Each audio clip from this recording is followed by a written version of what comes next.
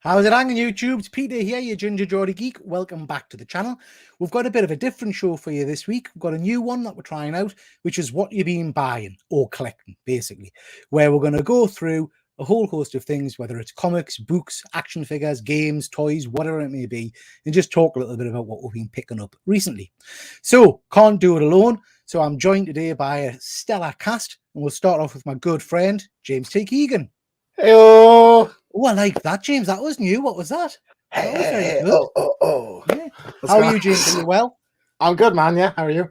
Good, man. I'm not bad at all. Not bad at all. Looking forward to showing off some different bits and bobs. So as ever, I'm always appreciative of you joining. So thank you very much, mate. Absolutely. Next, we've got my best bud from America, my own Captain America. We've got Efren. What is going on, comic book familia? Hey guys, how's it going? Very good. Just for those backstage that are watching, that's the level of enthusiasm you need when you join the show. All right. Yeah. Lovely to see you again, Efren. I'm very, very upset with you. What I do now? Well, because you've been meeting up with one of our YouTube colleagues in San Diego, and yeah, you know, Simon the comic lad is over there with you at the moment, isn't it? I mean, he's not with you now. I hope he's not in the house, is he? No, he's out. He's out sightseeing somewhere. Yeah. So did you just have a good time together? Yeah, we got together last week. It was a rainy day, unfortunately, but we had fun. It was awesome. Like I told you guys, when we were talking before the video, if I ever meet any of you guys, it's gonna be a good time.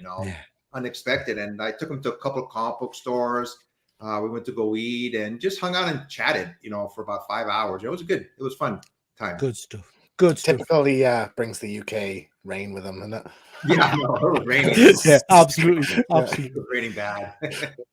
Next, we've got a good friend who I haven't had on the channel for that long, really. So it's nice to see him back, and that is Luke from Hydra Collectibles. Hi guys, I'm back. All right, nice. How are you doing, Luke? Are you well? I'm good, Pete. Thanks for having me on.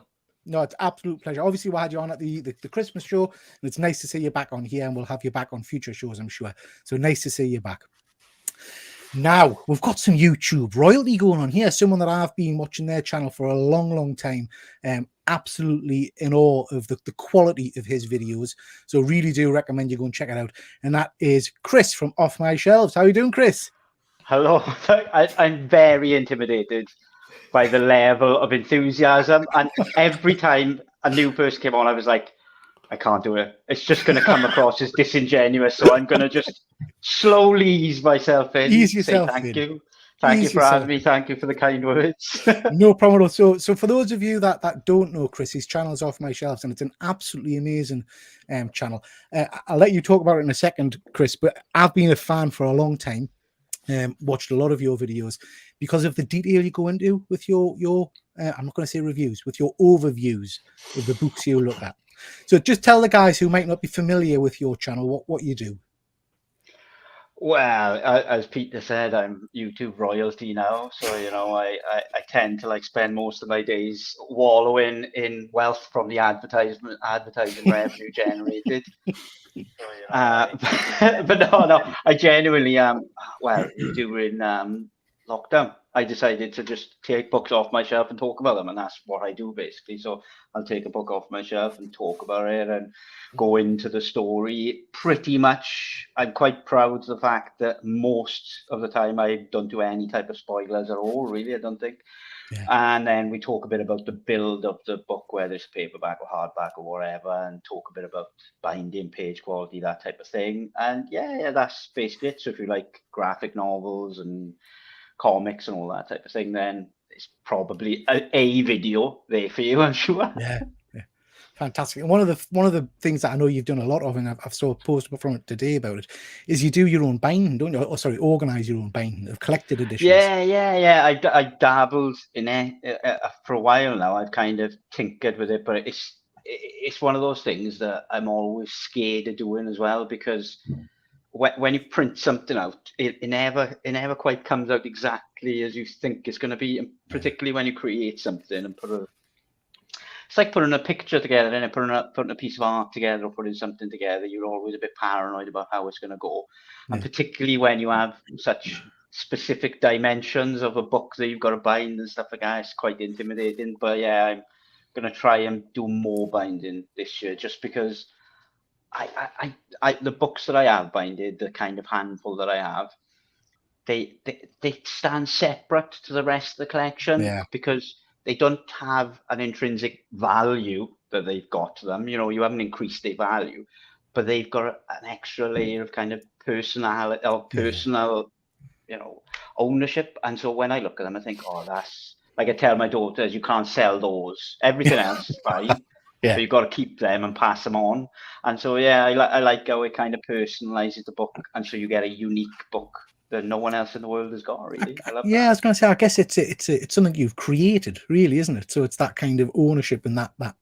Yeah, it's excellent. It's good stuff. So really do please go check out Chris's channel. I got a quick question. What do you I mean thought by you were waving at us there, Efren. I thought, what's happening here? I don't want to interrupt with anybody. Everyone wave at Efren. Everyone wave at Efren. Hi, Efren. Hello. What do you mean? What do you mean by binding? I'm sorry. I'm not quite understanding. Oh, what you custom mean. binding. So getting a collection of comics or getting a collection of trade paperbacks and then binding them. You can bind them paperback if you wanted, but more often than not, you bind them in hardback form. So, for example, the first one I did was I couldn't find a hardcover version of Usagi Yojimbo Volume 1. This is a while ago. I eventually did find one, but that's another story. But I decided that I wanted to custom bind a book because I knew that I was going to revisit it over and over and over and over. And so I wanted it to be as sturdy as possible. And so, because I couldn't buy the hardcover, I thought, right, I'll make it myself, and designed the cover and sent it off to a bindery. They take the paperback off and then bind it into a hardback. And yeah, that's basically custom binding. That's cool.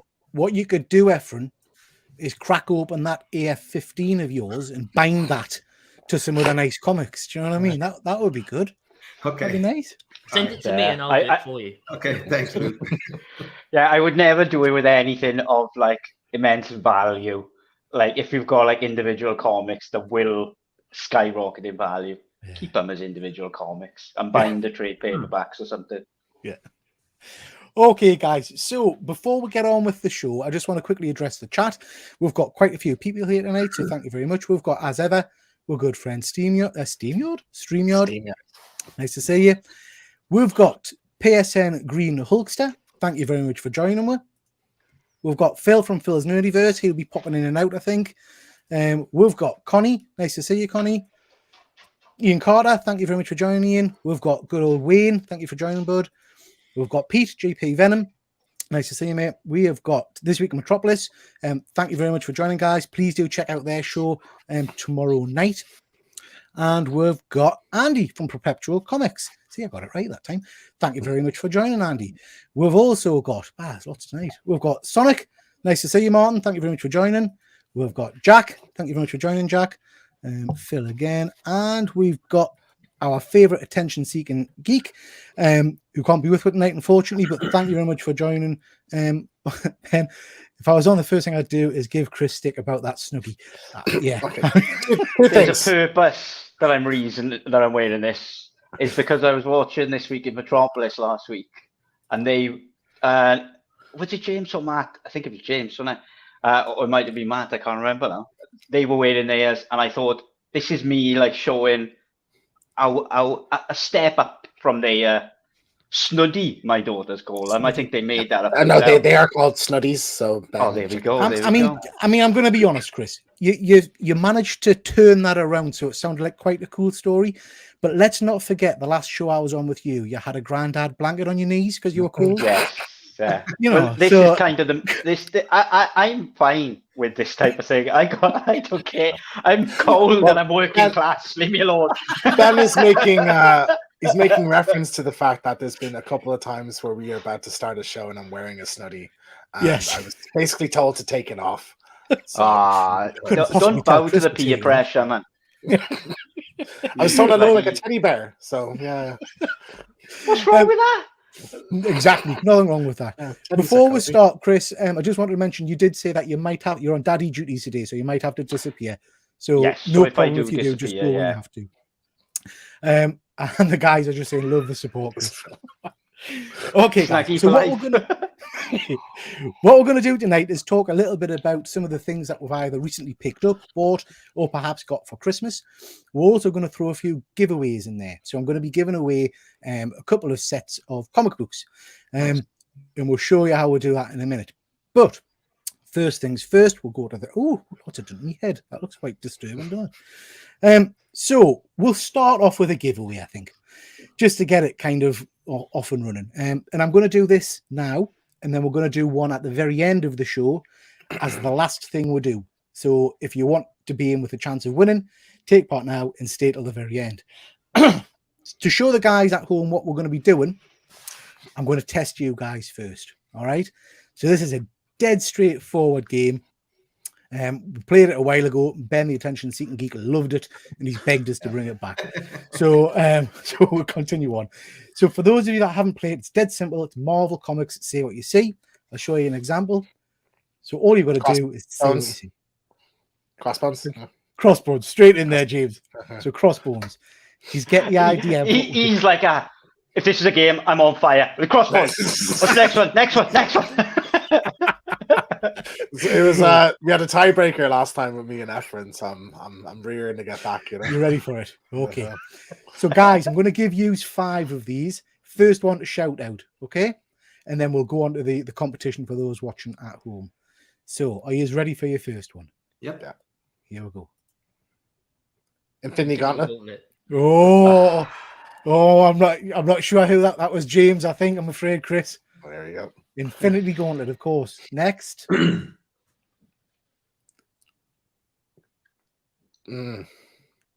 Key. Something. Low key. Oh, nice. You've got competition tonight, Efren. Huh. Yeah. Okay. Ready? You get that one, low key?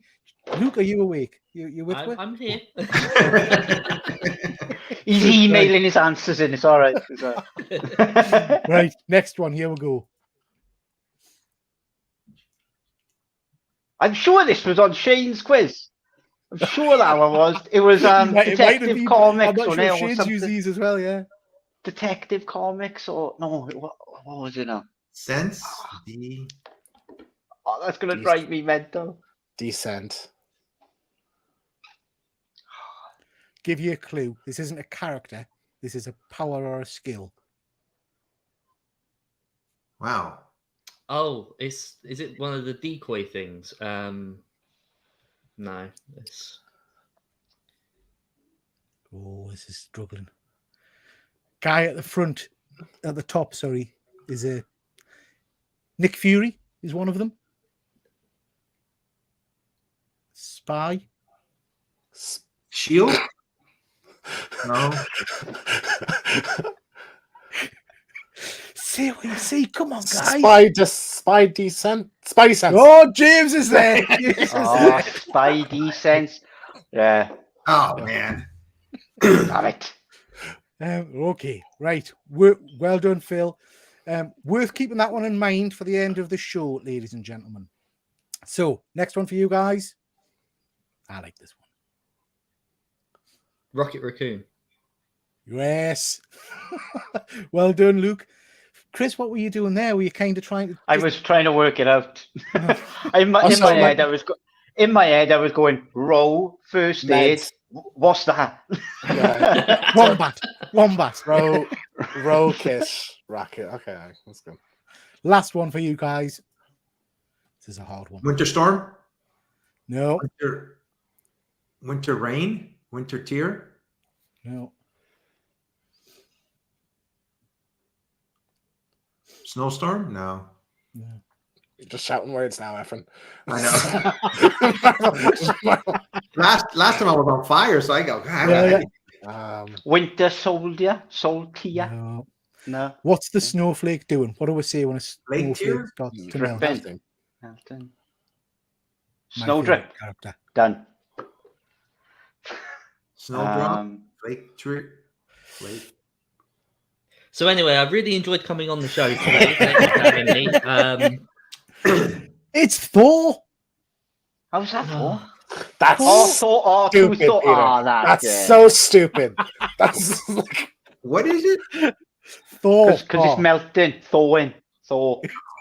So Efren's never going to get that because he's No. not going to say thaw. He's never seen With snow, a- Efren, has he? He's never seen the winter. Okay, guys, so that's the idea. James, I'm going to ask you again to keep your eyes on the chat for when we do the crowd one. So usual rules apply, ladies and gents. If you want to win, you've got to be a subscriber to everybody's channels. So I'll need proof that you subscribe to everybody on screen's channels. First correct content thing wins. Only one win per show. Everybody understand? So we'll go to the first one. Easy. You guys Got don't it. shout out. Got it. So first one in the chat, pop your answers in. And then if you meet all the requirements I've just mentioned, drop us a DM and you can win some comics. Some people might not be familiar with Yeah, what this is it's a referring to. hard Though, one. you know? Yeah. Okay, we got answers coming in, and I believe Mr. Wayne Deacon is the first in there with Lickjaw. Do we count that? That's a Technicality. That's a technicality, Wayne. I'll let that pass, but I've definitely seen a film called Lickjaw. Yeah. So well done, Wayne. Drop us your address and I'll send you some comics, mate. For those of you watching, there will be another chance to win some comics at the end. There's also this chance to win comics. Go back and watch those 4 videos. And on the last video, there's a kind of an idea of how you could win some more comics and what you have to do. I'm going to draw that next month, so make sure you do that one. Okay, guys. So purpose of today really was to talk about some recent pickups, recent purchases we've had. I'm going to start because I know Chris might have to disappear. I'm going to start with you, Chris. So what have you brought to show? Well, weirdly, it was basically. Well, I did a massive haul video that is coming out next week anyway. So subscribe and all that type of thing. I'm no good at that. No good at that. I'm not bad at making the videos, but selling them, I'm like, nah, you do what you like. But yeah, but no, there were loads of different books. But I've been trying my best to kind of balance manga and that type of comics with the Western comics, because for years and years and years I've just exclusively read Western comics, and since about 2015-16 I've started kind of dabbling in manga and just trying to feel my way through that really. And sometimes I've got great stuff, sometimes it's terrible stuff, same with Western comics really. Yeah. But the second manga that I ever read was a book called Pluto by a guy called Naoki Urasawa. And that was one of the best books I've read, and I was really just blown away by how good it was. And recently I reread it because it's 20 years since it was published. Right. And so I was going through that and I realized that I hadn't read fully the book that inspired that book, because Pluto by Naoki Urasawa was inspired by this book by Osamu Tezuka, Astro Boy. Yeah. Now there's a storyline in Astro Boy that's called The Greatest Robot on Earth, I think it's called, or The Greatest Robot Alive. The Greatest Robot on Earth, and that's the story that inspired Pluto. Pluto is kind of a modern retelling of that story, really. But I had picked up Astro Boy online, but I'd never really got into a full run of it and read a few stories back to back, because they're all different size stories and things like that. But this omnibus, published by Dark Horse, is a kind of miniature size omnibus. It's only small, but this is volume 1 of I think about 5 or 6 of these chunky ones. They're about 600 or 700 pages in total, really. But this was £4. £4. Wow. Nice. £4. Where'd you get that from, Chris? Well, I just picked it up off eBay. It was like literally, I think it was World of Books. And I'm terrified of buying from World of Books because of how they package normally. Yeah. But I was looking at that and I thought, well, £4, even if it comes and it's wrecked, that's not the end of the world, but it's absolutely kind of perfect condition in every way. So I started reading this, and it blows me away by this was written in like the 60s, early 70s, and it blows me away when I read manga from like the 60s and 70s, how different it is from Western comics at the same time. Yeah, Because I often find that Western comics at the exact same time, it's always done in pairs for a start. There's very few kind of individual artists or individual kind of creators on one book. It's always seemingly in pairs.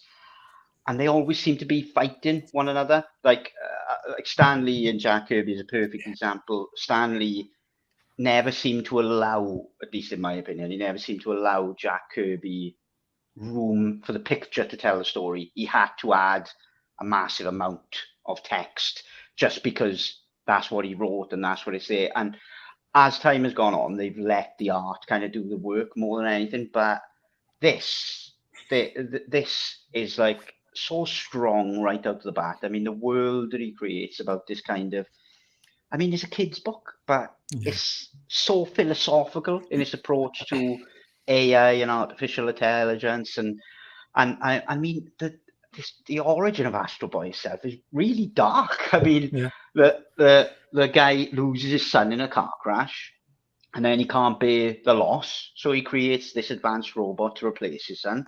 But then he realizes the son, this thing that he's created, Astro Boy, can never age, can never change. He's always stuck as a voice, and that does his head in, because he's like, oh, you are not my son because you're constantly not changing. You're just the same. And so he discards him and he goes into the circus, and then he ends up doing loads of different things. But it's really deep, but it comes across so kind of light-hearted as well. There's loads going on, but never read any of that. But it's really weird, to be honest. You're showing that because today I've started doing some shorts where I've been doing theme tune verses, like Thundercats verses. I saw, yeah.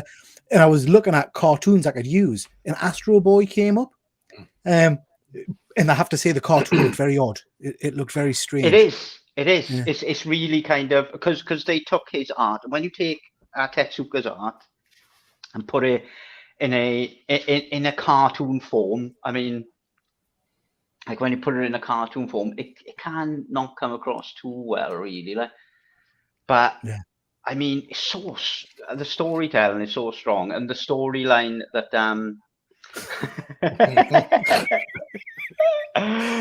thanks. Well, let it pass, Chris. Let it pass.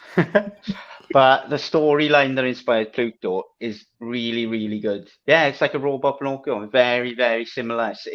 But again, with Pinocchio, they kind of almost touch upon the surface of that. You know, when you create something with artificial intelligence, where is the reality of, where is the humanity, and where is this and where is that?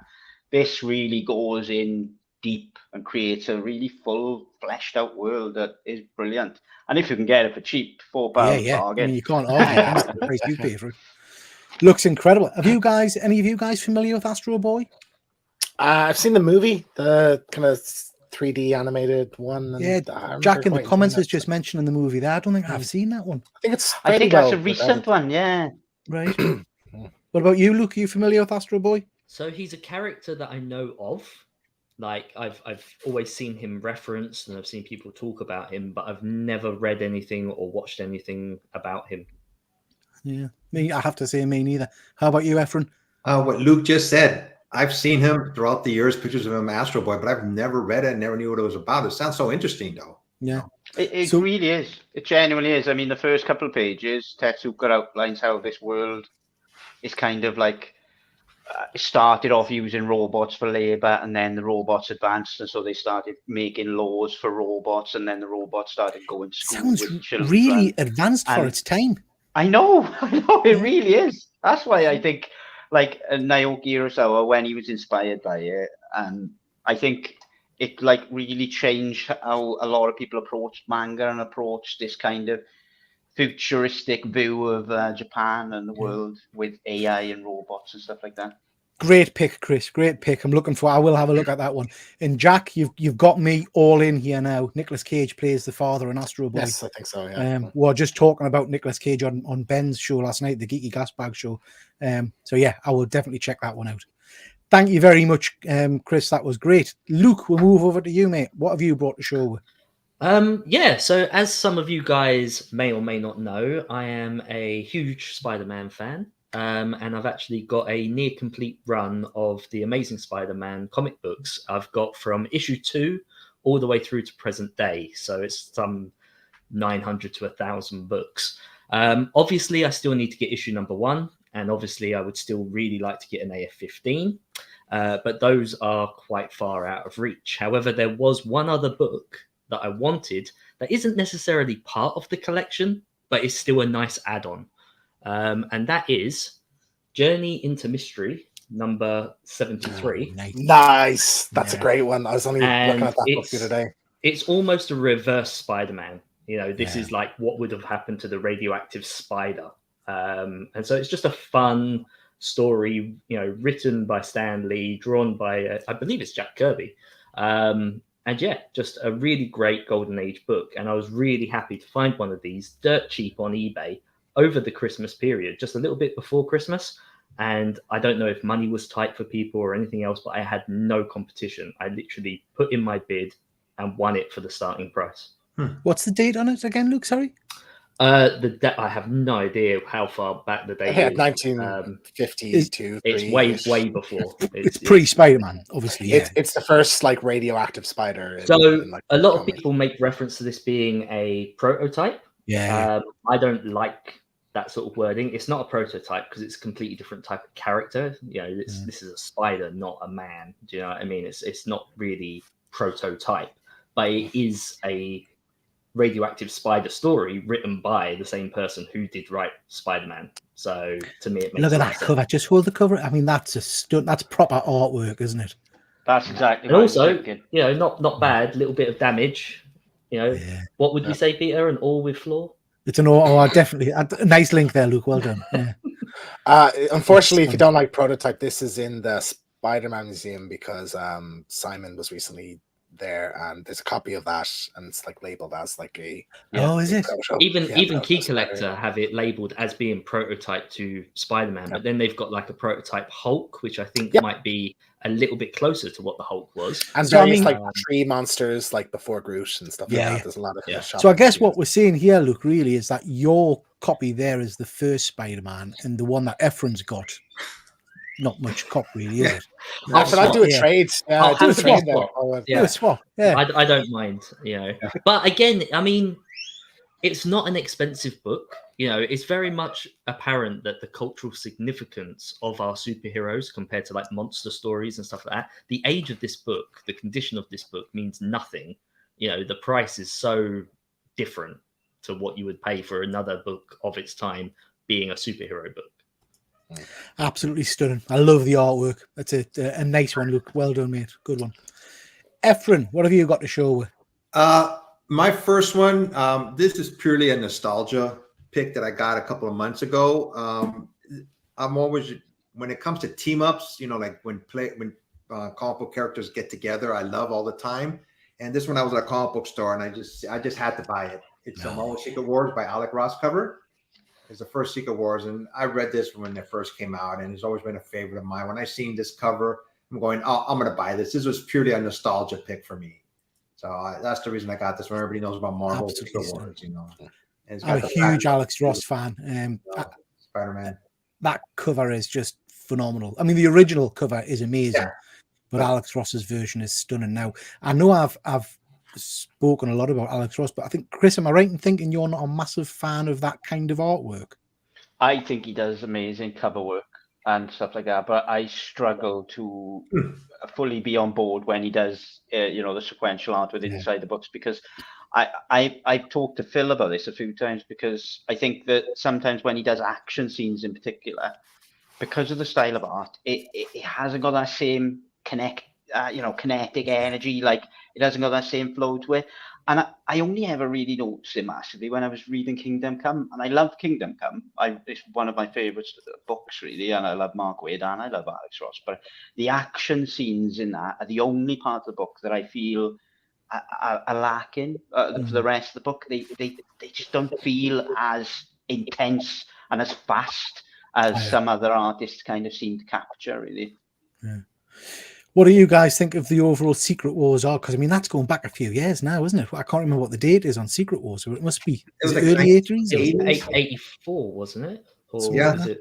I love I love the story behind it, that like some kid just wanted all of the heroes in one story and they wrote it, and like the reason they called it Secret Wars is because they did like testing with kids, and the words secret and wars were like the two most popular. Well, it was literally Toy Biz, wasn't it? It was Toy Biz.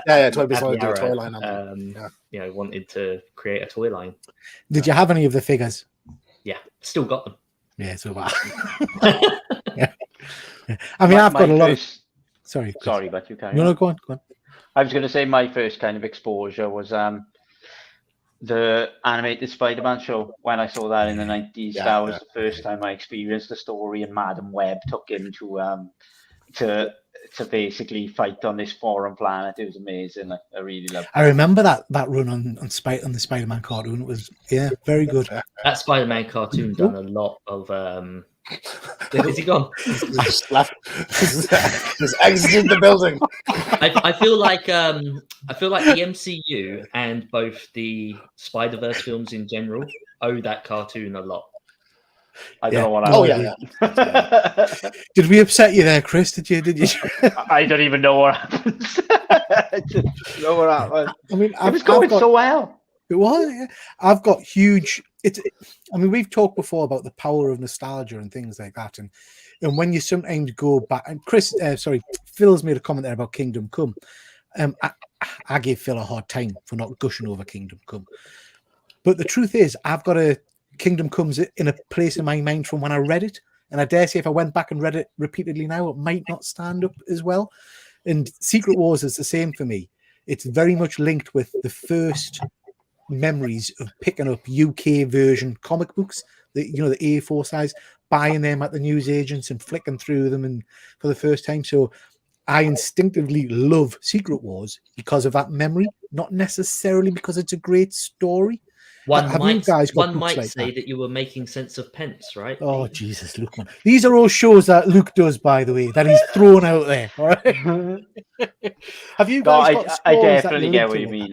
I definitely get what you mean. I do that loads. I do that, and I think it's fine to do it, but I think you got to realize when you kind of are like super defensive, it's like, oh, actually, I'm just being a bit overly protective because I haven't read in like 25 years or something.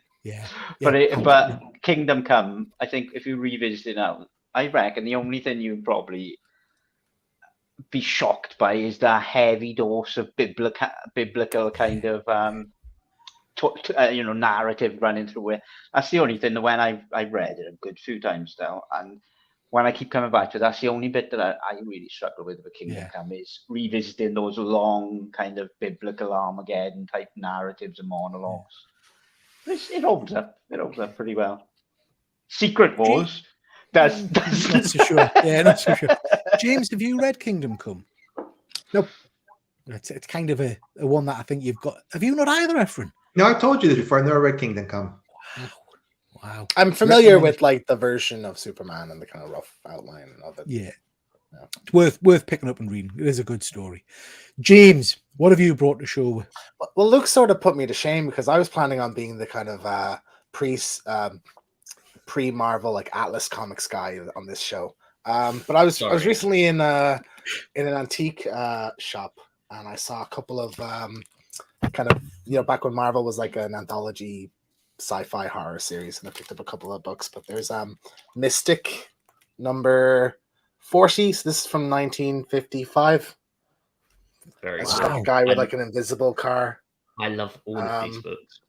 Yeah, so this is the series. Like if you go back to like issue 1, it's like the Destroyer from like the kind of World War II era of Marvel and stuff. So they because the Comics Code just came in the year before, they had to kind of tone down the the violence and stuff. So they just have like a guy with an invisible car, And then I have a copy of this is Astonishing issue 56. So this is like the precursor to Tales to Astonish. Oh wow. And it's like a person phasing through walls. I love the kind of like B-movie style of the covers, and they were like, I got the two of them for basically like less than £25.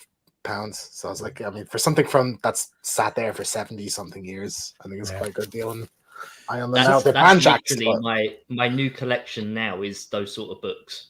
I've been looking through. literally There's so many cool covers, like the aliens melting people's faces and stuff like that. see, So I'd now like some. on some of these. I'd like some pre-code horror, but the really are pricey. Some of them when you start looking. I mean, it depends on which one you to go for. There's only a few if they're not attached to any kind of known character. There's only a few, like if it's an iconic cover that would go for. Yeah. Like the first one that I ever bought was the I can't remember the title of it now, but it's the one from they showed it on Lost.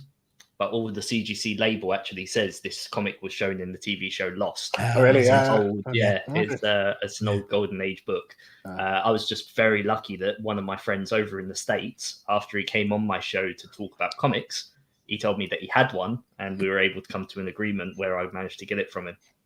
Because you're a huge Lost fan, aren't you, Luke? I don't know what you're talking about. You're obsessed. I am obsessed. Yeah, I absolutely love that show. Is that a show you're familiar with, Chris? I adore Lost. It's the only American series out of, I suppose, apart from Curb and Seinfeld, that I've watched multiple times, and I think I've gone through Lost like 4 or 5 times now, and that's an achievement in of itself with the size of the series, really. Yeah. Particularly I think we just became best friends. But I love it because every time I finish it, I got a different interpretation of it as well. Yeah, It's such a great show. I get moaned at for going on about it too much. You can never go on too much about Lost. I just struggled with Lost. I loved the first few seasons, and then I got lost. I literally watched like the first 2 episodes, and then when the finale was on, everyone was talking about it, so I just watched the finale. Then Mystery Tales issue 40 is the book that I'm referring to. Right. Just check the pictures on my phone. Mystery Tales. Okay. Okay. Right then, guys. Moving on to something I just picked up. Do you want to see? For Jack as well, Pete, I'm the valley over from Jack because he was asking. So I'm in the Merthyr Valleys and the Rhondda Valley. So we're practically neighbours. And for Andy, I will say omnibus because he said he finds it fascinating. Omnibus. Just 1 second, Chris. Just 1 second. Is it again? Omnibus. Oh, that's good. Yeah, that's getting clipped. There you go, Andy. That's his new ringtone. Right, guys. So I'm going to show off something now that I've never read before. Chris forced us to pick this up recently, and it's actually it's almost as if it's like magic because this isn't staged. I've literally had this to put on, and Comic Deal has appeared on screen, but I've picked this up to have a read of. I've never read any Usagi Jimbo. Chris, watching that title. You know what? He's from Newcastle. Usagi Jimbo. Usagi sounds like a sausage roll. What? So, how do you pronounce it? Usagi Yojimbo. There's no O in that. Anyway, Usagi Yojimbo. I've never read any of this. I was on a show a couple of weeks ago with Chris over on Phil Nerdyverse's channel from the Nerd Herd, and we were talking a lot about this, and I had to pick it up because I'm a massive Teenage Mutant Ninja Turtles fan. Has it got links to the Turtles, or is it just a similar kind of universe? So they're friends with the creator of that. So Kevin Eastman and Peter Laird knew the guy relatively well, and so they've kind of incorporated each other's work over the years. So they're 2 separate entities, 2 separate worlds, but they collide an awful lot, almost in every version. I mean, even NECA created the toys recently and made that rabbit. Yeah, so I saw the figure and I know it looked very cool. And I know when we were at Thought Bubble, James got I feel conscious now every time I say his name. That's why I avoided it. So I saw the rabbit and he got a sketch cover done of it and it looked stunning. I think by Alex Cormack. It's even deeper than that as well. The second ever publisher that Usagi was with was Mirage. The guys in the Turtles took him on and really set him on course. And since then, he was he was in the first time I ever saw him was in the Turtles TV show in the 90s cartoon. I'm almost certain he's been in every version, whether it be a yes, comic run or a TV show or even a toy line. I think they constantly always make these deals so that they bring him along for the ride. Across the character. And the first story arc of that volume is Shades of Green, and it's a 4 or 5 part crossover with the Turtles going back in time. Yeah. And is this the right one, Chris? I've picked up because there was a bit of discussion. Yeah, that's volume. There, Usagi is great to start anyway, to be honest. But like I said, if you read that and you want to flesh out the backstory of characters, then go for the Fantagraphics run before it. But if you read that and you like keep going forward or go back, but if you read it and you don't like it, then it is what it is, isn't it? So I'm just going to be honest. I have flicked through it. Oh, the Turtles are on it straight away. I have flicked through it, and the art style is quite cartoony, if that makes sense. Yeah. But I am looking forward to getting into it because you said the storylines are really, really in depth. Is the name just a reference, or does it like adapt some like Kurosawa like storylines? It adapts a lot of Kurosawa's work. I might pick that up. It's inspired by Toshimi Mifune in it and all of that world. Like the film Yojimbo was an influence on it, and you see the names of the characters within Usagi are references directly from Kurosawa films. Like Usagi's lord that dies is Lord Mifune, and there's loads of other references like that.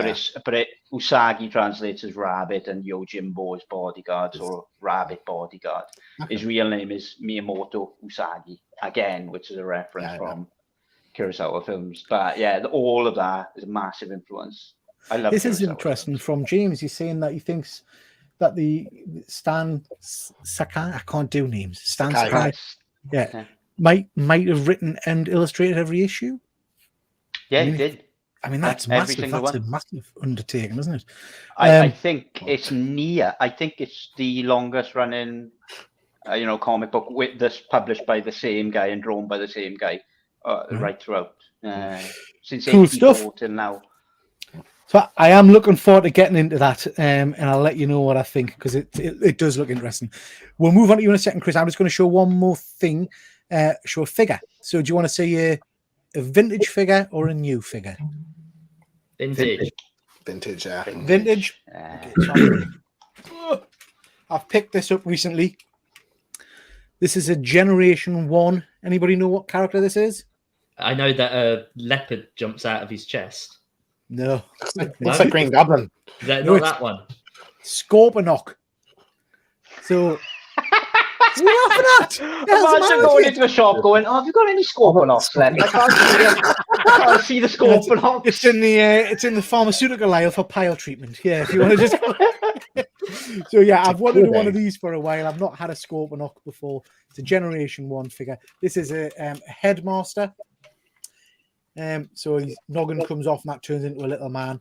Saw this at a toy fair I was at recently and just had to pick it up to go. So does it transform, Pete? It does, into a giant scorpion in like a battle tank kind of thing. Okay, so you're going to show us that after the next segment, right? You're going to maybe not. I was going to show you. I also bought a Devastator complete constructor concept. So a Devastator is basically a collection of 4 or 5 minifigures that click together. And every time I touch it, it like explodes in my hands. So I thought I can't bring that on screen. But that's a better name, though. Devastator is definitely better. Shut up, Andy. You know you want one. So that's my Scorponok. Right, Chris, we're back to you, mate. If you've got time, what else you got to show? Scorponok. It's easier to say than bloody Usagi Jim Body Bo, isn't it? Usagi Yojimbo. It's not that hard. Yeah, that's not that hard. Yeah, I remember a few years back, someone was saying that was it a Transformer that was named Bollock or something like that? Sure, there was a Transformer named Bollock, which I was like, it can't Grimlock. Be. Oh, whatever, rubbish.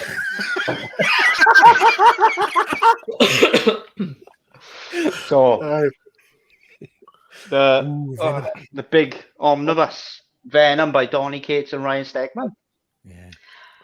I'm showing this mainly because I knew Phil would be hiding around, and this gives him hope that my channel will do more Marvel stuff and Spider-Man stuff, but I don't know if that's ever going to happen, really. But this was a must-buy, I think, because, yeah, I think I read all of the individual run of Venom by Donny Cates. I bought like the individual trades and the hardbacks came out, and then Absolute Carnage and a few other bits, and really enjoyed it. But then as soon as they said that this omnibus is coming, I was like, I'll just wait for that and grab that. But this is just collecting the whole of the 35 issues, I think, 35 issues of the Venom story arc, and then the mini-series, Absolute Carnage, and the King in Black mini-series. And what I love most about this is it doesn't include all the tie-ins. Thank God. Because the tie-ins, I remember when I got Absolute Carnage, I was like, it's when I get books like that, I realize I'm not a completionist for collections. I'm just not. I'm more than happy with what's it? See, he loves trying to get attention. Don't give him attention. Phil, Pete, see, he's got me. Anyway, but yeah, I really dislike exhaustive tie-ins. I don't mind, like, you know, one or two tying in and linking in, but when it's just endless, it drives me mental, because you buy a book and half of it, you know, you're never going to read it again because it was just kind of pointless. But that's the weird thing about this as well, is that they brought the King in Black out at the same time, the King in Black with all the tie-ins at the same time in omnibus form. And obviously completionists are going to get that, but I reckon that's some bad marketing going on there, because surely most people are going to go for the non-tie-in version rather than the tie-in version. But I don't know, I might be well out of touch, but who knows. But either way, this is drawn really well. It's for me, outside of the David Michelini or Michelini, however you pronounce it, story arc with Venom when he was first introduced, this is the only one that's made Venom really interesting and gripping for me, I think. Like Rick Remender did a goodish job of it, but this pipped him a little bit, I think. But yeah, Venom omnibus. Not read any of it yet. I've got Maximum Carnage, I think, in omnibus format. And I think I've picked up some of that, but I haven't read any of that series yet. I don't know. I got a feeling you're gonna like this a lot more than Maximum Carnage, because this is very much more cosmic Marvel universe as well, and I know you love all that. Yeah. But this kind of brings Venom more into the cosmic world of the Marvel universe as well, and it does a really good job of doing it by introducing like the King in Black and him being quite a cosmic dark entity and all that. But I think you'll really like that, and I think the arc is right up your street as well. Yeah. Have you guys read that series? Yes, I've got an entire short box full of every single issue. Yeah, I don't have all the tie-ins. I have the Spider-Man tie-ins, and then obviously the Miles Morales tie-ins. But those were the only two, because I collect those sets as well. So it made sense for me to. But they were the only tie-ins that, like, speaking from Absolute Carnage, anyway, they were the only tie-ins that I thought were really strong, particularly the Miles Morales ones. Outside of that, when Captain America and all these other tie-ins, it just felt tacked on and not necessary at all, really. Yeah. Interesting comment here.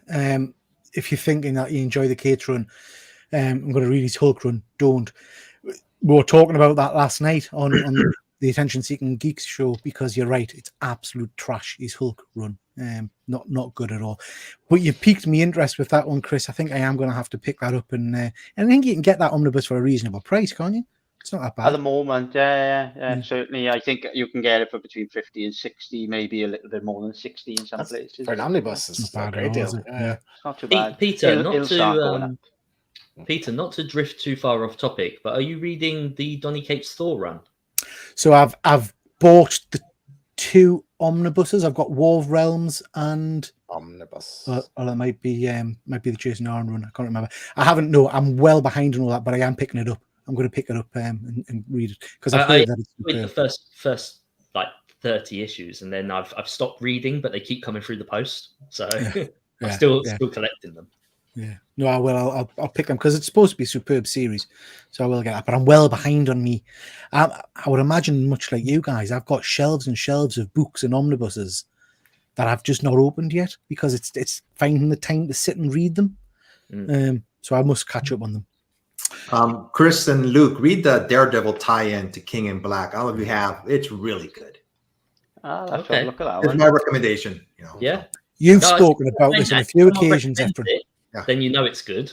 Yeah. Yeah. So, You've recommended this one on a few occasions, Efren. I'm not going to spoil it for the guys who will read it, but there's a pivotal point that you keep coming back to about Daredevil and the King in Black, isn't Yeah, there? and his faith. Yes. Yeah. Yeah. Yep.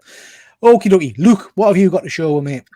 So, another thing that I am very proud of with my YouTube channel is turtle related. And you guys have already mentioned the turtles a couple of times. On my channel, Hydra Collectibles, I have had the privilege, the honor, whatever word you want to use, to interview Kevin Eastman multiple times. I have a whole playlist of different interviews with the man himself where we delve into turtles. And so obviously I've always wanted to own an issue number 1, but with so many other keys, especially wanting to complete the Spider-Man collection, that is way off the cards. Yeah, big money book, isn't it? But it has been reprinted a few times. Now, I could probably get a third print. I could get some of the other later prints. But to me, because they look like the issue number 1, it's always not going to be the issue number 1. You're always going to look at it and say, well, it's a second or third print. And for me, it just doesn't sit right. But I am happy to have the 5th print. Nice. So a very different cover, came out much, much later. It's a wraparound cover. It's got Shredder on the back. And yeah, it's got my favorite character, Splinter, nice and prominent on the front there. And it's just a nice issue 1 variant / reprint. It's a nowhere near the levels of where I hope to get to, but it's definitely one that I'm glad to have in the collection. Nice. Very nice. Very nice. Because the first printing now, you're talking massive money, really, aren't you? It skyrocketed because of The Last Ronin. Like, it was actually within reach not that long ago. And it's the same with a lot of these books. All of these MCU-based books, for example, all these superhero books. It was only like 3-4 years back that they were a lot more affordable. I wish I pulled that trigger on an AF-15 when it was $8,000. Yeah. Good stuff, Luke. Nice book to have. And like you say, some of these big key books are so far out of reach now. Trying to find the one that still fits in your collection and isn't going to break the bank is the way to go. Efren, what have you got else to show with? So I picked up this book last year after this artist passed away. This came out afterwards. It's one of my favorite storylines. Well, it's just I always like it when, like I said, superheroes meet up. And when superheroes meet up from different publications, I wish this would be a movie. I picked this up last year. It's George Perez when the JLA and the Avengers met. Is that the God, Efren, you're a swine. Is that the limited edition one that came out? When it came out, there was a convention. I think it was Comic-Con or WonderCon that I went to, and I went hunting for this book. It cost me $200, and that's about the going price for it. People said don't buy it, because they were just upping it, but I just wanted it. I just in memoriam of George Perez, and I just wanted to get this book. So, stunning. Is it a softback or a hardback? It's softback, yeah. Yeah, that's what I loved when that came out. Actually, all of these people that I knew, they were like, "Oh, hardback comics. It's all about." Yeah. It's only in softback. I want it. It's kind of like it's the only option you got to go for, really. I mean, it's absolutely stunning, Efren. I would have killed it with getting a copy of one of those, but I know Chris is a big fan of oversized, nice books like Absolute Editions.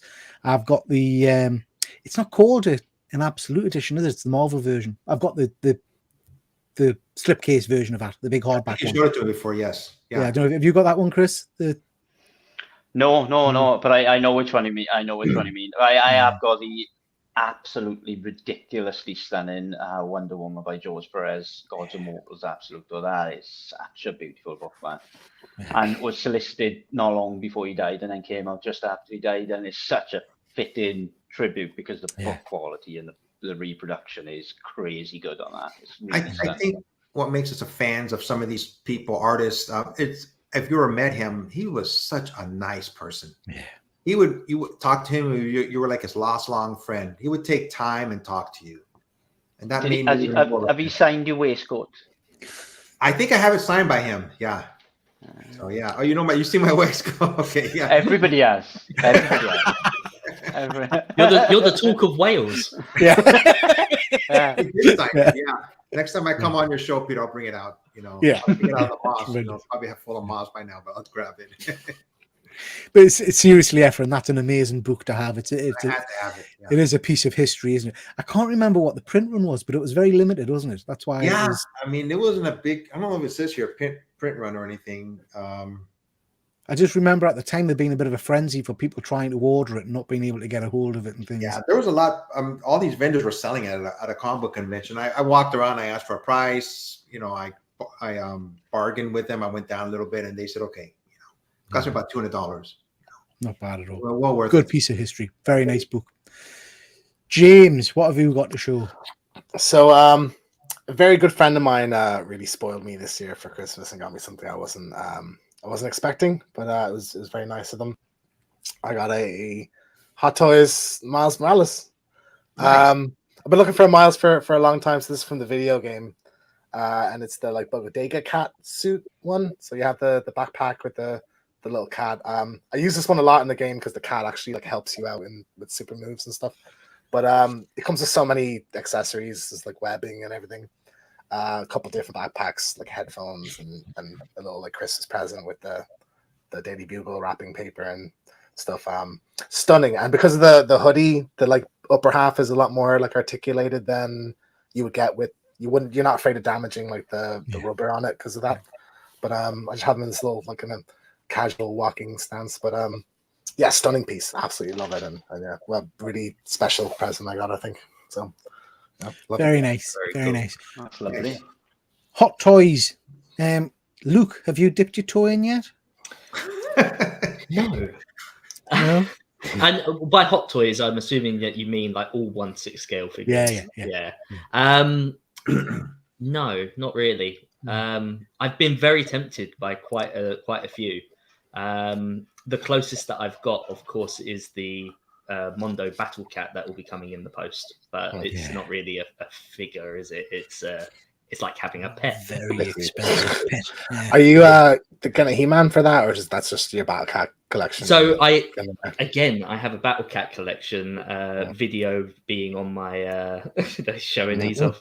Video being on my channel. I collect Battle Cats. So as soon as this one came out, I was like, I've collected them all these years. It'd be such a shame not to have this one, like the biggest, the most expensive. So I was able to convince my wife to buy it for me, and I've only just paid her back. But yeah, no, I would like to get He-Man for it, but it's not an immediate purchase. I can wait. I can buy one on the secondary market. And there's a second version coming out. This is the deluxe version that comes with all kinds of add-ons that you don't need. But the second version's a bit cheaper, I think. Yeah. Good stuff. Chris, you're not a toy collector, are you? No, thankfully not. You said that in a little bit of a kind of a judgmental way. I'm just going to say that. I am very judgmental, purely and simply because the cost of some of these things is mental. Yeah. It is insane. Because I look at it and I think, if I pay that much, I want it to play with me. I want it to be a proper. I mean, that sounded all kinds of wrong, Chris. You can get toys that do and I meant it to sound all kinds of wrong. So, Chris, look at that. That's a He-Man. It's nice, but the dusting how much do you think that and costs? everything. Oh God, a fiver. I wish. Yeah, I wish. You guys. So probably £80. How much? 300, Chris. What? And you know what, right? They're twice the price here in Ireland if you go into a shop and buy them. Like I have to get one on like Facebook groups, or I just won't. Wow. Or I'm getting rid of Okay, then he has another game for you, Kristen. So not including the customs charges, which will be added onto this, the Battle Cat Luke's just talked about. How much do you think he's paid for his his toy cat. How much No, did I my think wife I saw. pay? Yeah, I saw a picture. Was that the one that you were talking about with Ben in a previous video? I saw Might be, yeah. and it's got different heads. Yes, yeah. Okay, so if He-Man is 300, that's got to be like 500, surely. Yeah. £500. Yeah. Plus customs. Plus customs. You guys are mental. Shipping. What are you doing? Do you know the thing is, right, is my battle collection, my battle cat collection hasn't really cost me anything over the years because I've always bought them at retail. You know, from the moment that I had the first one as a child, I've kept that same one and I've always gone out and bought them. And even buying them secondhand at boot sales and flea markets, they're pennies. This is the big one. You know, this is the one where you go, right, that's yeah, and to have that front and center with all the others displayed around it, it's going to make one hell of a display. Yeah, definitely, 100%. I know I'd I've got a rather problem. make one. I reckon I could give it a good go. For 500 quid, I reckon I could make you an half-decent one. Well, that's the thing, though. I used to work in the effects industry, but even I won't make one. Okay, guys, moving on. So my last thing I want to show off, because I'm just aware of time, is a series I've never read before, but I've heard a lot of people talk about. So this is volume 1 of Black Hammer. I know very little about this series. I don't know if anybody else has read it, but I've heard lots of people talk about it, say it's fantastic. I've also got volume 2 of this. I picked that up at Christmas as well. So really looking forward to getting into that. Any of you guys read it? I've heard of it, but I've never read it. You read it, Chris? I got a wonderful video on my channel all about Black Hammer. So, like, subscribe, whatever. You learn very good. Very good. But no, Black Hammer it's kind of an alternative look on like Justice League and that type of team, but in later years. It's a weird comic when it starts, but then when you get going and you realize the kind of the backstories of the characters, because it jumps between 2 different time zones. I think the mystery is what grabs you initially. The mystery of what's happened to these characters and why they stuck in this one place.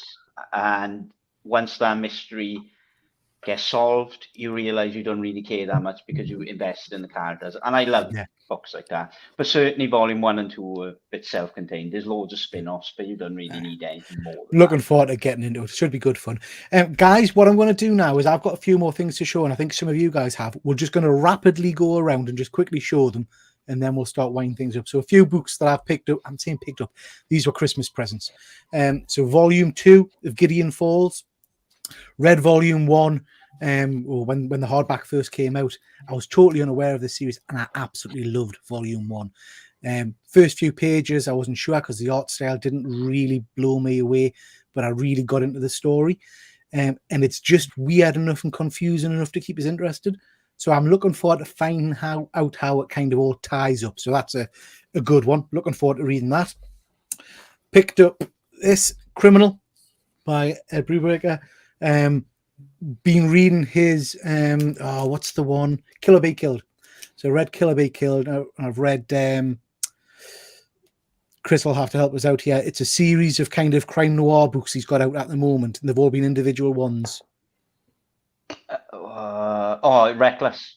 Yeah, Reckless, a Reckless Tale. And so I've read all of those, and this was recommended, so I thought I'd pick that up. They're a great duo, that team.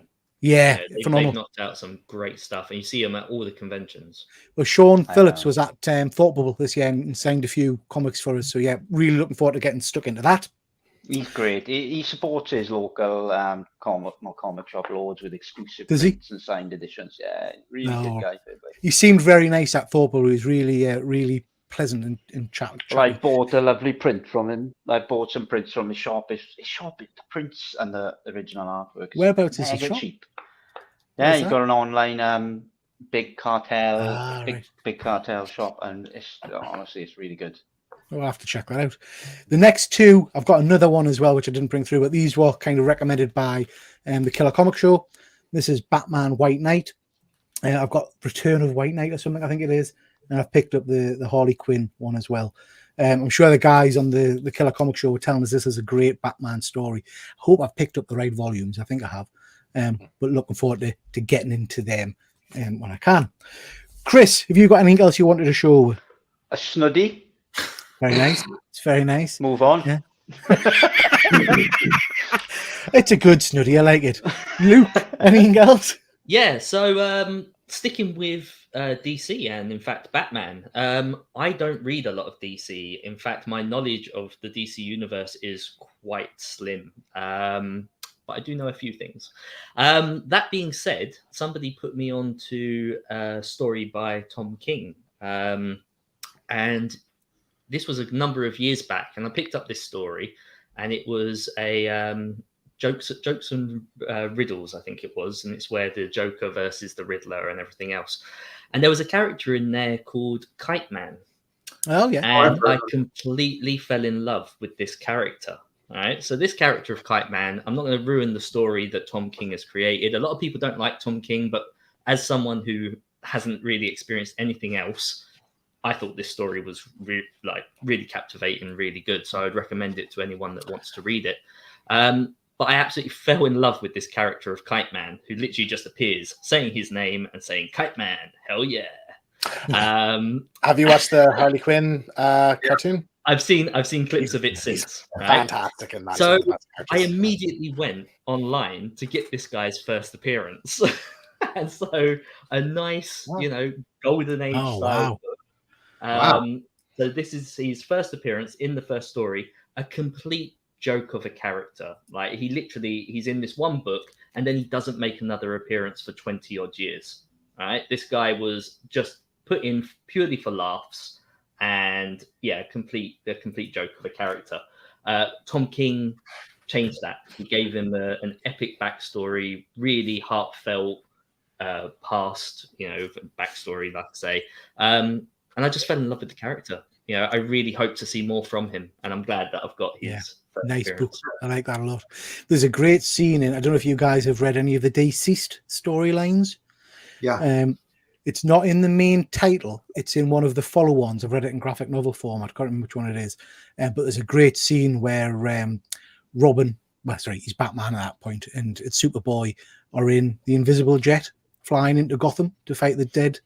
And there's kind of a thump on the window, and they just say, "Oh, was that Kite Man?" And he just kind of smears off the window and just drops it. From what I've heard, he's become quite the punching bag over the years. Like he kind of turns up just to get his ass kicked, and then you don't see him again for ages. But I just found it so captivating that this great story that I read, this modern comic, was based on this complete joke of a character from the Golden Age. It made me laugh. And then my final show and tell is a modern book that I've been after for a really long time. It's from 2014, and it was a artist exclusive that you could only buy from their webpage. And in order to get it, it was variant D, so you had to buy the whole set in order to get it. So obviously, I never had the money to do that, but I always wanted this particular issue, primarily just because of the cover art.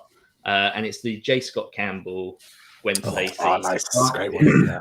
I'm a huge fan of Gwen Stacy, and this is the comic book for me outside of my main Spider-Man collection. Yeah, you can't deny he draws a good character, doesn't he? He draws a nice figure. He sure does. That's got a bit of Darwin Cook about it. That has kind of got that similar kind of Darwin Cook type vibe. Stunning book. Efren, what have you got to show with? So I bought this back in 2017 at a Comic-Con. I just bought one of them, and I look back now and go, dang it, I should have bought more than one of these. It's such an awesome looking cover. This is by Michael Turner. Oh, yeah. Great one. Yeah. It's not the original one. I think the original one's from Germany. There's a reprint of it, but it's such a great looking cover. I just had to buy this, and I got a CGC, and unfortunately it came out as a 9.8. I really love this cover. Stunning. Super absolutely stunning. Yep, I had to. That was actually a great run as well. That series was a great run. Yep. Yeah. Good stuff, Efren. Good stuff. James, anything else to show? Just a couple of nerdy things I got for Christmas. My girlfriend got me Funko Pop Ahsoka from the Mandalorian. I love the hooded look, so it's a cool one. I don't do Funko Pops. Show us that again. It's okay. So I have a Mando and a Boba and stuff, so I'll stick her next to them. Are you guys into Funko Pops? A little bit. Not a lot. My daughter loves them. She bought a black light Maleficent the other day. Mm. I was just like, yeah, okay, whatever. At least they are $12.99 though, not $5. Exactly, not 500. Exactly. Touche. If she comes up to me and go like, "All right, Dad, I want a battle cat," I'll go like, "Ah, you can." I'll make you one. Connie's a fan. What else have you got there? So these are from the Spider-Man game. It's sort of like Spider-Man suit display thing when you collect all of them, but they light up and all. So I have a couple of these, but she got me a Cyborg. They did a 9-man version of that a while ago Spider-Man. as well, didn't they? Did they? Yeah. I'm Yeah, I not too think sure, so. but it's actually from Hot Toys. Is that Cyborg Spider-Man? Cyborg Spider-Man. I've also Yeah. got like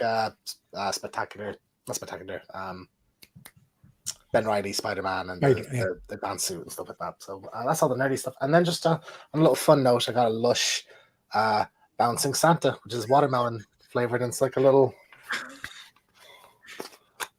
jelly. You can't see it through this, but it's like a little jelly Santa. It smells really good. It smells like watermelon. I mean, what the shit is happening here? What's that? Lush. True story. True story, ladies and gents. Mr. Keegan stayed at my house a little while ago, because we were traveling down to Liverpool together, and we went to Liverpool, and there was almost World War III because he couldn't find his hair butter, and he left his hair butter at my house. It was called Shay's souffle. That was it. Souffle. It's like souffle. It's vanilla. It's a vanilla hair. He was like proper kicking out. I can't go out if I haven't got my souffle on my head. Because my hair was really long and I had a photo op. My hair. When I lost my Merkin, I was exactly the same when I lost my Merkin. It was a nightmare. Yeah. If you don't know what that is, it's fine. Don't Google it. I know what it is. Go and Google it when you're at work. Okay, guys, listen, thank you very much for showing us your wares. It's been really, really interesting. I've enjoyed doing this. I think I will do another show like this in a few months' time. So I really do appreciate it. Before we go, we'll just give some more comics away. But before we do that, just to mention, I always like to support the UK live stream community because it is hard work doing live. So I do encourage you all to go and check out these excellent channels. We've got This Week in Metropolis on a Tuesday night. Their show is always entertaining, lots going on. We've got the Nerd Herd on a Wednesday. This week they are reviewing, I think, is it Supergirl? The original run, which looks superb. Well, I've read the original run, so please do check out the guys. Always worth a watch. We've got the always brilliant Killer Comic Show on a Thursday with the guys. We've got Grey Man on a Saturday doing these cover slingers. And we've also now got a new live show, which is the Geeky Gas Bag Show, which has moved to a Sunday night. That's full of toy, comic, movie news, wrestling, and all kinds of stuff. This is the latest episode, so go and check out the rewind of that, and then check back next Sunday at 7:30 to watch that on the Attention Seeking Geeks channel. On my channel, I've now got a kind of a resume of probably about 10 different live streams, which I'm just going to rotate through. So next week, we've got our top 3, which is a show that me and Efren initially started, but we're going to do it as a live stream now. So we're looking at our top 3 mutants. We've then got a Art Attack show, which is a drone show this month focused on Spider-Man, where we'll be talking about pop culture news whilst giving everybody on screen a challenge of drawing various images and things. We've then got the start of a new Spotlight series where we'll be picking a different character each month and looking at their history, their appearances in media, whether it's cartoons or movies, look at the merchandise attached to them, and then recommending some good reads. So we're going to do that on Batman first. James, I didn't have a slide from you. Now, I know you're very excited about this show coming up, and I know you've got a live show. So what's this? Yeah, baby. The Last of Us starts on Monday the 16th, so I'll be starting a live review show on Wednesdays at 8 o'clock for each episode. Really looking forward. I know very little about this series.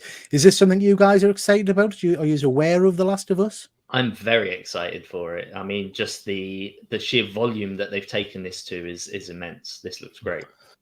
It's an open invitation. Anyone who's watching the show, more than welcome to hop on. Have anybody within our circle, or even if you're a viewer and you're excited about it, feel free to reach out. Chris, are you aware of this? I did play the game, and it is a good story. And obviously, Pedro what's his name now? Pedro Pascal, is it? Or Yep. what's his name? Pedro Pascal. Pedro Pascal. And Yeah. Mandalorian. Yeah, Yes. Mandalorian. Yes, Ever since Narcos, when he wears the tightest jeans in the world, and it did something to me that I'd never had done to me before in my life, then I tune in to watch him. Yeah. Good. I'm really looking forward to this. I think this is going to be good stuff. And he was actually, I mean, I know we're talking about the character, but he was superb in Game of Thrones. Those Yeah, few he was seasons. he was in phenomenal. one of the best in the whole show. That's one of the only ever images I can't get out of my head when he's on the ground and the guy's putting the fingers in his punches eyes. him, and all of his teeth come Just out. the and noise he everything. makes is just. I think it's because you didn't want it to happen so much. Yeah. As well. Like you just did not want it to happen so much. Yeah. But if you haven't seen Narcos, him in Narcos season 1 and 2 is standard. You have to Really watch good. that. Just to quickly mention, sorry, I should have mentioned this before. Andy's mentioned that myself and Ben, the Attention Seeking Geek, were on a guy called Freezy Figures show on Saturday night, which was to talk about predominantly action figures. And Freezy does a lot of links to his family and how it is having a collection and a hobby with children. But we also talked a lot about mental health. So it's worth checking out. It was a good show. I had to mention this. James thoroughly enjoyed this article. So, sorry, Luke. So Luke is now obviously a writer. Rook, who the hell is Rook? Turn into Scooby-Doo. Oh, hey, Rook. Luke, tell a little bit about this. Yeah, so I'm now a writer for Go Collect. I imagine everyone who's in the comic hobby knows who Go Collect are. But yeah, I write an article for them on a weekly basis, normally on a Monday, although sometimes if things haven't settled, it might go out a little bit later. So always bear with me. But yeah, they've basically given me this opportunity to be able to share my thoughts and feelings about comics. And like I said earlier in the show, I don't know a great deal about DC, but I do know a few things, and this is one of them. So yeah, head on over to Go Collect on their blog section of their website and find some of my articles. I think this is number 18. Nice. Is this a two-word article? Because how does this disguise work? It doesn't. Well, you're going to have to check the article. I'll check it out. I have to say, Luke, you've done some brilliant articles. I really enjoyed them. In this one, I'm not an expert by any means, but I do know a bit about Superman, and there was some stuff in this that surprised me that I didn't know about. So it is worth having a read. Efren, I think this is your latest video, Efren, but tell us a little bit about this and the different stuff you do on your channel. Yeah, I just created this topic, Mount Rushmore of comics last year, and I picked different genres. Sometimes I do Silver Age, or Bronze. My last one is modern comic book writers. Whoever was on with me, we just picked 4 writers that we like, that we put up there in the upper echelon. And my next one, we were talking about it during this video, we're going to do one just specifically for indie book writers. So, yeah, I like doing this. It's just fun, and I had Nurtuine was on there with me last time. It was a good topic, so yep. And it's ongoing. Good stuff.